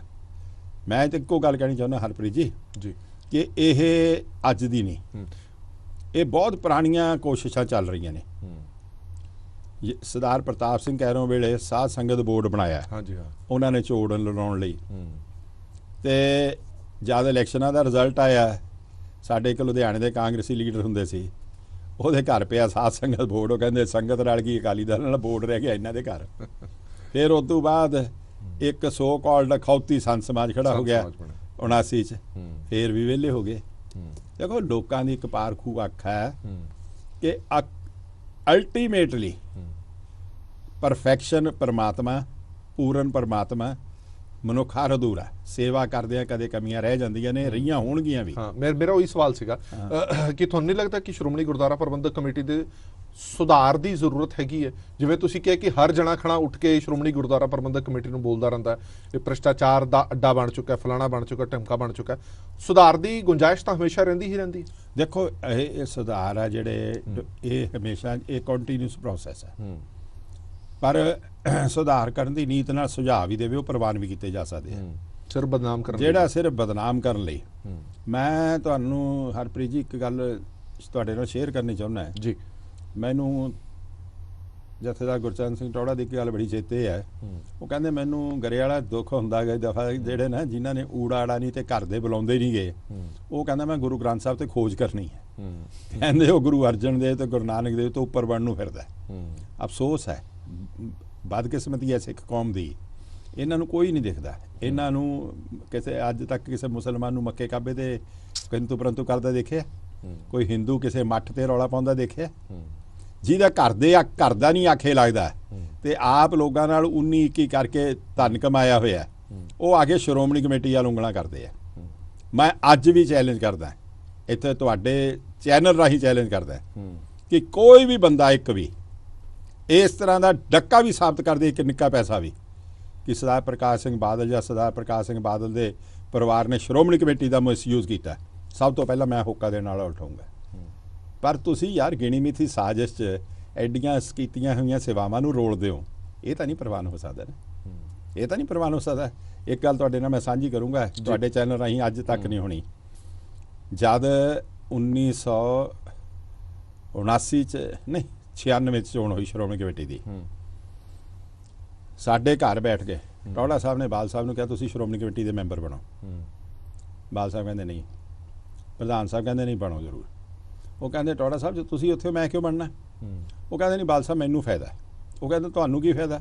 ਕਹਿੰਦੇ ਕੁਛ ਲੋਕ ਆ ਕੇ ਤੁਹਾਡਾ ਨਾਂ ਲੈ ਕੇ ਮੇਰੇ ਤੇ ਗਲਤ ਦਬਾਅ ਪਾਉਣ ਦੀ ਕੋਸ਼ਿਸ਼ ਕਰਦੇ ਆ। ਜਦ ਤੁਸੀਂ ਵਿੱਚ ਬੈਠੇ ਹੋਵੋਗੇ ਫਿਰ ਪਤਾ ਹੋਊਗਾ, ਮੈਨੂੰ ਪਤਾ ਹੋਊਗਾ, ਫਿਰ ਉਹ ਲੋਕ ਪਾਸੇ ਹਟ ਜਾਣਗੇ। ਦੇਖੋ ਇਹੋ ਜਿਹੇ ਲੋਕ ਚੱਲਦੇ ਆ, ਟੌੜਾ ਸਾਹਿਬ ਵਾਲੇ ਬੰਦੇ ਵੀ ਇਹ ਕਹਿ ਰਿਹਾ, ਪਰ ਬਾਲ ਸਾਹਿਬ ਨੇ ਪ੍ਰਵਾਨ ਤਾਂ ਨਹੀਂ ਕੀਤੀ। ਲਾ ਇਸ ਗੱਲ ਨੂੰ ਮੈਨੂੰ ਜਿੱਥੇ ਚੜਾ ਕੇ ਮਰਜੀ ਸਹੁੰ ਖੁੱਲ੍ਹ ਕੇ ਮੇਰੀ ਹਾਜ਼ਰੀ ਦੀ ਗੱਲ ਹੋਈ, ਨਹੀਂ ਮੰਨੇ ਬਾਲ ਸਾਹਿਬ। ਜਦ ਬਰਨਾਲਾ ਸਾਹਿਬ ਤੋਂ ਲਹਿਦਾ ਹੋ ਕੇ ਅਕਾਲੀ ਦਲ ਦੇ ਪ੍ਰਧਾਨਗੀ ਦੀ ਗੱਲ ਚੱਲੀ, ਬਾਲ ਸਾਹਿਬ ਨੇ ਟੌੜਾ ਸਾਹਿਬ ਨੂੰ ਕਿਹਾ ਕਿ ਤੁਸੀਂ ਪ੍ਰਧਾਨ ਬਣੋ। ਮੈਂ ਦਾੜੀ ਵੀ ਮੰਨਦਾ, ਮੈਂ ਤੁਹਾਡੇ ਜਿੰਨਾ ਗੁਰਮਤ ਵਿੱਚ ਵੀ ਕਾਮਯਾਬ ਨਹੀਂ ਗਿਆ, ਅਕਾਲੀ ਦਲ ਦੇ ਪ੍ਰਧਾਨ ਤੁਸੀਂ ਚਾਹੀਦੇ ਹੋ। ਮੈਂ ਵੀ ਕਿਹਾ ਬਣ ਜਾਓ, ਇਹਦੂ ਉੱਪਰ ਕੀ ਮਿਲਦਾ? ਕਹਿੰਦੇ ਕੰਡਿਆਂ ਦੀ ਸੇਜ ਆ, ਮੈਥੋਂ ਨਹੀਂ ਹੋਣੀ, ਇਹ ਬਾਲ ਸਾਹਿਬ ਹੀ ਕਰ ਸਕਦੇ। ਅੱਜ ਅਸੀਂ ਉਹਨਾਂ ਲੋਕਾਂ ਦੀਆਂ ਇਹ ਸਾਰੀਆਂ ਗੱਲਾਂ ਨੂੰ ਵਿਸਾਰ ਕੇ ਤੇ ਅਸੀਂ ਉਹਨਾਂ ਨੂੰ ਸਿਰਫ ਇਹ ਕਹਿ ਦਈਏ ਜੀ ਮਾੜੇ ਮਾੜੇ ਮਾੜੇ ਮਾੜੇ ਤਾਂ ਇਹੀ ਹੈ ਕਿ ਕੌਮ ਦੇ ਲੀਡਰ ਖਤਮ ਕਰ ਦੋ, ਕੌਮ ਇੱਕ ਵਾਰਾ ਰਹਾ ਗਾਂਗੂ ਹੋ ਜਾਵੇ, ਕੋਈ ਕਿਤੇ ਕੁਰਨੇ ਜਵਾੜੇ ਕੋਈ ਕਿਤੇ, ਤਾਂ ਕਿ ਪਰਪਸ ਅਚੀਵ ਹੋ ਜਾਵੇ। ਚਲੋ ਆਪਣੇ ਕੋਲ ਸਮਾਂ ਘੱਟ ਹੈ। ਅਗਰਵਾਲ ਸਾਹਿਬ, ਹੁਣ ਚੁਣੌਤੀਆਂ ਦੀ ਗੱਲ ਆਉਂਦੀ ਹੈ, ਚੁਣੌਤੀਆਂ ਤਾਂ ਤੁਹਾਡੇ ਸਾਹਮਣੇ ਖਤਮ ਨਹੀਂ ਹੋਈਆਂ ਹਲੇ, ਤੁਸੀਂ ਇਸ ਨੂੰ ਵੱਡੀ ਪ੍ਰਾਪਤੀ ਮੰਨੀ ਜੋ, ਪਰ ਜੋ ਹਰਿਆਣਾ ਦੇ ਵਿੱਚ ਹੋਇਆ ਜਾਂ ਜੋ ਦਿੱਲੀ ਦੇ ਵਿੱਚ ਹੋਇਆ ਉਹ ਕਿਸੇ ਤੋਂ ਲੁਕਿਆ ਨਹੀਂ ਹੈ। ਤੁਹਾਨੂੰ ਇੱਕ ਗੱਲ ਉਹਦੀਆਂ ਭਰਪਾਈਆਂ ਕਿਵੇਂ ਹੋਣਗੀਆਂ ਸਮਝਾਓ। ਪੱਕੀ ਗੱਲ, ਜਿਸ ਦਿਨ ਦਿੱਲੀ 'ਚ ਦੁਬਾਰਾ ਚੋਣਾਂ ਹੋਈਆਂ, ਸ਼੍ਰੋਮਣੀ ਅਕਾਲੀ ਦਲ ਕੋਲ ਸੇਵਾ ਹੋਊਗੀ ਗੁਰਦੁਆਰਾ ਸਾਹਿਬਾਨ ਦੀ। ਜਿਹੜੇ ਹੁਣ ਵੀ ਜਿੱਤ ਕੇ ਟੱਬਰ ਦਾ ਟੱਬਰ ਲੈ ਕੇ ਜਿਹੜੇ ਬੜੇ ਸਾਰੇ ਸ਼੍ਰੋਮਣੀ ਅਕਾਲੀ ਦਲ ਦੇ ਬਾਲਟੀ ਸਿੰਬਲ ਤੇ ਜਿੱਤੇ ਹੋਏ ਆ। ਇਹ ਉਹਨਾਂ ਦੇ ਸਿੰਬਲ ਤੇ ਨਹੀਂ ਜਿੱਤੇ ਹੋਏ, ਇਹ ਉਹਨਾਂ ਦੇ ਸਿੰਬਲ ਤੇ ਜਿੱਤ ਕੇ। ਮੈਂ ਤੁਹਾਨੂੰ ਅੱਜ ਵੀ ਗੱਲ ਉੱਚੀ ਨਹੀਂ ਕਹਿੰਦਾ, ਹਰਿਆਣੇ 'ਚ ਵੀ ਜਿਸ ਦਿਨ ਇਲੈਕਸ਼ਨਾਂ ਹੋਣਗੀਆਂ ਉੱਥੇ ਵੀ ਅਕਾਲੀ ਦਲ ਦੇ ਸਿੰਬਲ ਲੜਨ ਵਾਲੇ ਸ਼੍ਰੋਮਣੀ ਕਮੇਟੀ ਦੀ, ਉੱਥੋਂ ਦੀ ਗੁਰਦੁਆਰਾ ਕਮੇਟੀ ਦੀ ਸੇਵਾ ਸੰਭਾਲਣਗੇ। ਲੋਕ ਗੈਰ ਪੰਥਕ ਸੰਸਥਾਵਾਂ ਨੂੰ ਗੁਰਦੁਆਰਿਆਂ ਦੀ ਸੇਵਾ ਸੰਭਾਲ ਨਹੀਂ ਦੇਣਗੇ, ਪੰਥ ਦੋਖੀਆਂ ਨੂੰ ਨਹੀਂ ਦੇਣਗੇ। ਜਿਨ੍ਹਾਂ ਨੇ ਅਕਾਲ ਤਖਤ ਢਾਹੇ, ਦਿੱਲੀ 'ਚ ਕਤਲ ਕਰਵਾਏ, ਜਾਂ ਜਿਨ੍ਹਾਂ ਨੇ ਸਿੱਖਾਂ ਨਾਲ ਬੇਈਮਾਨੀ ਕੀਤੀ, ਉਹਨਾਂ ਨੂੰ ਨਹੀਂ ਦੇਣਗੇ। ਉਹ ਇਸ ਗੱਲ ਨੂੰ ਸਮਝਦੇ ਆ। ਹੁਣ ਮੈਂ ਕੋਈ ਮੱਕੇ ਮਦੀਨੇ ਦਾ ਗੈਰ ਮੁਸਲਿਮ ਇੰਤਜ਼ਾਮ ਕਰ ਸਕਦਾ? ਕੋਈ ਹਿੰਦੂ ਮੱਠ ਦਾ ਜਾਂ ਅਯੋਧਿਆ 'ਚ ਮੰਦਰ ਦਾ ਗੈਰ ਬ੍ਰਾਹਮਣ ਜਾਂ ਪੰਡਤ ਦੇ ਕੋਈ ਇੰਤਜ਼ਾਮ ਕਰ ਸਕਦਾ? ਇਹ ਸੰਸਥਾਵਾਂ ਜਿਹੜੀਆਂ ਸਾਰੀਆਂ ਨੇ ਬੜੀਆਂ ਤਿਆਗ ਕੁਰਬਾਨੀ ਤੋਂ ਬਣੀਆਂ ਨੇ। ਮੈਂ ਤੁਹਾਨੂੰ ਇੱਕੋ ਗੱਲ ਕਹਿਣੀ ਚਾਹੁੰਦਾ ਜੀ ਕਿ ਇਹ ਕਿਉਂ ਆ। ਇਹਦਾ ਕਾਰਨ ਬੜਾ ਸਪਸ਼ਟ ਹੈ। ਸੈਂਟਰ ਦੀਆਂ ਸਰਕਾਰਾਂ ਬਦਲਦੀਆਂ ਰਹੀਆਂ, ਸੋਚ ਨਹੀਂ ਬਦਲੀ। ਉੱਥੇ ਇੱਕੋ ਹੀ ਇੱਕ ਸੋਚ ਚੱਲ ਰਹੀ ਹੈ ਕਿ ਅਕਾਲ ਤਖਤ ਹੈ, ਤਖਤ ਪੰਜ ਨੇ ਅੱਜ ਗੁਰੂ ਸਾਹਿਬ ਦਾ, ਜੀ ਪਰ ਤਖਤ ਉਹਨਾਂ ਪੰਜਾਂ ਚੋਂ ਇੱਕੋ ਆ ਜਿਹੜਾ ਗੁਰੂ ਸਾਹਿਬਾਨ ਦਾ ਆਪਣਾ ਥਾਪਿਆ ਹੋਇਆ, ਉਹ ਸ਼੍ਰੀ ਅਕਾਲ ਤਖਤ ਸਾਹਿਬ ਹੈ। ਦਮਦਮਾ ਸਾਹਿਬ ਤਾਂ 1964 ਚ ਜਾ ਕੇ ਪੰਥ ਨੇ ਸਾਜਿਆ, ਬਾਕੀ ਵੀ ਦੂਜੇ ਬਾਅਦ ਚ ਬਣਾਏ। ਉਹ ਅਕਾਲ ਤਖਤ ਤੇ ਅਕਾਲ ਤਖਤ ਦੇ ਜਥੇਦਾਰ ਦੀ ਅਹਿਮੀਅਤ ਨੂੰ ਖਤਮ ਕਰਨਾ ਚਾਹੁੰਦੇ ਕਿ ਜਦ ਵੀ ਸਿੱਖ ਗੱਲ ਕਰਦਾ ਹੈ, ਸ੍ਰੀ ਅਕਾਲ ਤਖਤ ਸਾਹਿਬ ਦੀ ਗੱਲ ਕਰਦਾ, ਤੇ ਜਦ ਵੀ ਸਿੱਖ ਆਵਾਜ਼ ਉਡੀਕਦਾ ਅਕਾਲ ਤਖਤ ਤੋਂ ਹੋਕਾ ਉਡੀਕਦਾ। ਉਹ ਗੱਲ ਕਰਕੇ ਉਹ ਚਾਹੁੰਦੇ ਹੈ ਕਿ ਇੱਥੇ ਪੰਥਕ ਸੋਚ ਹਟ ਕੇ ਗੈਰ ਪੰਥਕ ਸੋਚ ਦਾ ਕਬਜ਼ਾ ਹੋਏ। ਪਿੱਛੇ ਕਰਦੇ ਰਹੇ, ਮਹੰਤਾਂ ਦੇ ਵੀ ਕਬਜ਼ੇ ਰਹੇ, ਫਿਰ ਜਿੰਨਾ ਚਿਰ ਅੰਗਰੇਜ਼ਾਂ ਕੋਲ ਪ੍ਰਬੰਧ ਰਿਹਾ ਉਹ ਵੀ ਰਿਹਾ, ਸ਼੍ਰੋਮਣੀ ਕਮੇਟੀ ਹੋਣ ਤੋਂ ਪਹਿਲਾਂ।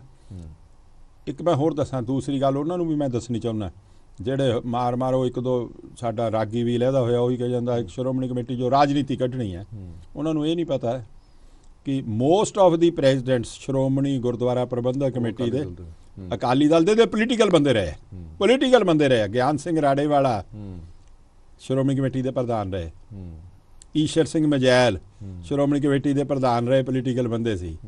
ਬਾਬਾ ਗੁਰਚਰਨ ਸਿੰਘ ਟੌੜਾ, ਸੰਤ ਚੰਨਣ ਸਿੰਘ ਹੋਣੀ ਐਕਟਿਵਲੀ ਇਨਵੋਲਡ ਸੀ, ਅਕਾਲੀ ਦਲ ਦੇ ਪਾਰਲੀਮੈਂਟਰੀ ਬੋਰਡ ਦੇ ਮੈਂਬਰ ਸੀ, ਸੰਤ ਫਤਿਹ ਸਿੰਘ ਉਹਨਾਂ ਦੇ ਨਾਲ। ਸ਼੍ਰੀਮਾਨ ਮਾਸਟਰ ਤਾਰਾ ਸਿੰਘ, ਜਥੇਦਾਰ ਜਗਦੇਵ ਸਿੰਘ ਤਲਵੰਡੀ, ਜਥੇਦਾਰ ਮੋਹਨ ਸਿੰਘ ਤੋੜ, ਜਥੇਦਾਰ ਜੀਵਨ ਸਿੰਘ ਉਮਰਾ ਨੰਗਲ, ਇਹ ਸਾਰੇ ਸਿਆਸਤ ਦੇ ਵਿੱਚ ਸਿਆਸਤ ਤੇ ਅਕਾਲੀ ਦਾ ਇਹ ਹੁਣ ਉਹਦੇ ਕੰਧਾਂ ਕੱਢਣੇ ਚਾਹੁੰਦੇ ਆ। ਫਿਰ ਐਂ ਕਰੋ, ਫਿਰ ਗੁਰਦੁਆਰੇ ਦੇ ਜਿਹੜਾ ਮੈਂਬਰ ਚੁਣਦਾ ਉਹਨੂੰ ਸਕੱਤਰੇਤ 'ਚ ਨਾ ਵੜਨ ਦਿਓ। ਕਿਵੇਂ ਕਹਿ ਦੋਗੇ? ਫਿਰ ਕਹੋਗੇ ਕਿ ਸੱਤਾ ਧਾਰਮਿਕ ਨੂੰ ਰੋਕਦੀ ਹੈ। ਇਹ ਨਹੀਂ ਹੋ ਸਕਦਾ, ਕਦੇ ਵਾਲ ਚੰਮ ਨਾਲੋਂ ਲਹਿਦਾ ਹੋ ਸਕਦਾ, ਨਹੀਂ ਹੋ ਸਕਦਾ। ਇਹ ਸਾਰੀਆਂ ਗਿਣੀਆਂ ਮਿੱਥੀਆਂ ਸਾਜ਼ਿਸ਼ਾਂ ਨੇ, ਇੱਕੋ ਨਿਸ਼ਾਨਾ ਇੱਕੋ, ਸਿੱਖ ਸੋਚ, ਸਿੱਖ ਸੰਸਥਾਵਾਂ, ਸਿੱਖ ਪਰੰਪਰਾਵਾਂ, ਸਿੱਖਾਂ ਦੀ ਨੁਮਾਇੰਦਾ ਜਥੇਬੰਦੀ ਜਿਹੜੀ ਹੋਂਦ 'ਚ ਆਈ 15 ਨਵੰਬਰ 1920 ਨੂੰ, ਤੇ ਦੂਜੀ ਜਿਹੜੀ 14 ਦਸੰਬਰ 1920 ਨੂੰ, ਉਹਨਾਂ ਨੂੰ ਮਟਾ ਕੇ ਆਪਣਾ ਪੰਥ ਬਣਾਉਣਾ ਚਾਹੁੰਦੇ ਆ, ਜਾਲੀ ਪੰਥ। ਤੁਸੀਂ ਦੇਖੋ ਕਿੰਨੇ ਹਮਲੇ ਗੁਰੂ ਗ੍ਰੰਥ ਸਾਹਿਬ ਤੱਕ ਅੱਜ ਹੋਏ ਨੇ। ਬਦਕਿਸਮਤੀ ਆ ਨਾ, ਇੰਨੀ ਦੇਰ ਬਾਅਦ ਵੀ ਸਿੱਖਾਂ ਦੇ ਗੁਰੂ ਗ੍ਰੰਥ ਸਾਹਿਬ ਤੇ ਕਿੰਤੂ ਪਰੰਤੂ ਉੱਠਦੀ ਆ। ਕੋਈ ਕਹਿੰਦਾ ਇਹਦੇ 'ਚ ਆਹ ਬਾਣੀ ਗਲਤ ਲਿਖੀ ਹੈ, ਕੋਈ ਕਹਿੰਦਾ ਮਤਲਬ ਇਹ ਸਾਰੀਆਂ ਸਾਜ਼ਿਸ਼ਾਂ ਕਿਉਂ ਚੱਲਦੀਆਂ ਨੇ? ਕਿਉਂਕਿ ਸਭ ਨੂੰ ਪਤਾ ਹੈ ਬਹੁਤ ਸੋਮਾ ਇਸ ਕਰਕੇ ਹੈ ਨਾ ਜੀ, ਜਿੰਨੀਆਂ ਪਵਿੱਤਰ ਗ੍ਰੰਥ ਨੇ ਦੂਸਰੇ, ਭਾਵੇਂ ਬਾਈਬਲ ਆ, ਭਾਵੇਂ ਰਮਾਇਣ ਆ, ਉਹ ਕਿਸੇ ਅਵਤਾਰ ਦੀ ਆਪ ਨਹੀਂ ਉਚਾਰੀ ਹੋਈ। ਇਹ ਸਿੱਖ ਕੌਮ ਨੂੰ ਮਾਣ ਆ ਕੇਵਲ ਕਿ ਪਹਿਲਾਂ ਗ੍ਰੰਥ ਤਿਆਰ ਹੋਇਆ ਜਿਹਦੇ 'ਚ ਬਾਣੀ ਗੁਰੂ ਸਾਹਿਬ ਦੀ ਆਪਣੀ ਉਚਾਰੀ ਹੋਈ, ਭਗਤਾਂ ਦੀ ਆਪਣੀ ਉਚਾਰੀ ਹੋਈ, ਤੇ ਫਿਰ ਉਸ ਗ੍ਰੰਥ ਨੂੰ ਗੁਰਿਆਈ ਦਿੱਤੀ ਗੁਰੂ ਸਾਹਿਬ ਨੇ ਤਿਲਕ ਲਾ ਕੇ, ਫਿਰ ਪੰਥ ਬਣਿਆ। ਗ੍ਰੰਥ ਦੀ ਤਾਬਿਆ ਪੰਥ ਬਣਿਆ। ਪੰਥ ਤੇ ਗ੍ਰੰਥ ਦੋਨੋਂ ਐ ਨੇ ਜੁੜੇ ਹੋਏ, ਨਾ ਗ੍ਰੰਥ ਅਲੱਗਾ ਹੋ ਸਕਦਾ, ਨਾ ਪੰਥ ਅਲੱਗਾ ਹੋ ਸਕਦਾ।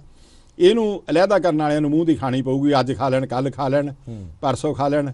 ਅਲਟੀਮੇਟਲੀ ਨੁਕਸਾਨ ਉਹਨਾਂ ਦਾ ਹੋਣਾ ਹੈਗਾ, ਇਤਿਹਾਸ ਨੂੰ ਵਿਗਾੜਨ ਦੀ ਕੋਸ਼ਿਸ਼ ਕਰਨ ਵਾਲਿਆਂ ਦਾ ਹੋਣਾ। ਇਤਿਹਾਸ ਨਹੀਂ ਵਿਗੜਨਾ, ਇਤਿਹਾਸ ਹਿਸਟਰੀ ਰਿਪੀਟ ਕਰਦੀ ਰਹਿੰਦੀ ਹੈ। ਬੜੇ ਲੋਕ ਆਏ ਨੇ। ਮੱਸੇ ਰੰਗੜ ਵੇਲੇ ਡਾਂਸ ਵੀ ਹੋਏ ਨੇ ਨਾ ਹਰਮੰਦਰ ਸਾਹਿਬ 'ਚ, ਪਵਿੱਤਰਤਾ ਖਤਮ ਹੋ ਗਈ, ਸਭ ਕੁਝ ਉਵੇਂ ਹੀ ਹੈ। ਇਹ ਕੋਸ਼ਿਸ਼ਾਂ ਬੜੀਆਂ ਹੋਣਗੀਆਂ। ਚਲੋ ਠੀਕ ਹੈ ਜੀ, ਬਹੁਤ ਬਹੁਤ ਧੰਨਵਾਦ ਗਰੇਵਾਲ ਸਾਹਿਬ ਸਾਡੇ ਨਾਲ ਗੱਲਬਾਤ ਕਰਨ ਦੇ ਲਈ, ਕਿਉਂਕਿ ਪੰਥ ਦੇ ਅੱਗੇ ਹੋਰ ਵੀ ਦਰਪੇਸ਼ ਚੁਣੌਤੀਆਂ ਆਉਂਦੀਆਂ ਰਹਿਣੀਆਂ ਨੇ। ਬਹੁਤ ਬਹੁਤ ਧੰਨਵਾਦ ਸਾਡੇ ਨਾਲ ਪੂਰੀ ਗੱਲਬਾਤ ਕਰਨ ਦੇ ਲਈ। ਸੋ ਇਹ ਸਨ ਮਹੇਸ਼ਿੰਦਰ ਸਿੰਘ ਗਰੇਵਾਲ ਸਾਹਿਬ, ਜਿਨ੍ਹਾਂ ਨੇ ਸ਼੍ਰੋਮਣੀ ਗੁਰਦੁਆਰਾ ਪ੍ਰਬੰਧਕ ਕਮੇਟੀ, ਸ਼੍ਰੋਮਣੀ ਅਕਾਲੀ ਦਲ, ਮੀਰੀ ਪੀਰੀ ਦਾ ਸਿਧਾਂਤ, ਸਿੱਖ ਸਿਆਸਤ ਜਾਂ ਧਰਮ ਦਾ ਸੁਮੇਲ ਕਿਵੇਂ ਹੈ, ਕਿਉਂ ਨਹੀਂ ਇਹ ਅਲੱਗ ਹੋ ਸਕਦੇ, ਬੜੇ ਬਖੂਬੀ ਸ਼ਬਦਾਂ ਨਾਲ ਬਿਆਨ ਦਿੱਤਾ। ਇਤਿਹਾਸ ਦਾ ਵੇਰਵਾ ਦਿੰਦਿਆਂ ਹੋਇਆ ਉਹ ਦੱਸਿਆ ਸਾਰੀਆਂ ਘਟਨਾਵਾਂ ਬਾਰੇ ਵੀ, ਔਰ ਆਉਣ ਵਾਲੇ ਸਮੇਂ ਦੇ ਵਿੱਚ ਕੀ ਕੁਝ ਚੁਣੌਤੀਆਂ ਰਹਿਣ ਵਾਲੀਆਂ ਨੇ ਅਕਾਲੀ ਦਲ ਦੇ ਲਈ ਜਾਂ ਸ਼੍ਰੋਮਣੀ ਗੁਰਦੁਆਰਾ ਪ੍ਰਬੰਧਕ ਕਮੇਟੀ ਦੇ ਲਈ, ਇਹ ਦੇਖਣਾ ਪਏਗਾ। ਦੇਸ਼ ਦੁਨੀਆ ਦੀ ਬਾਕੀ ਖਬਰਾਂ ਲਈ ਬਣ ਰਹੋ PTC ਨਿਊਜ਼ ਦੇ ਨਾਲ। ਧੰਨਵਾਦ।